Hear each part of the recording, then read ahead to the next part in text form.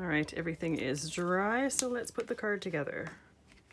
So let's first put our mat, and I chose a nice pretty corally color that brought out the color of the flower.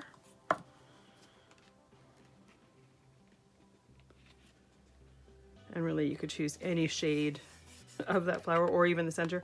You could even do the green really. But I always find regularly that a little mat behind it kind of just frames it.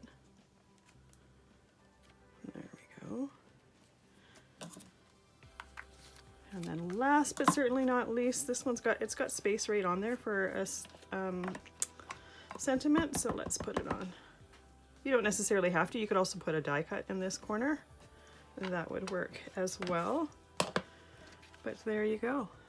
Really pretty poppy card made with color layer stencils and texture paste.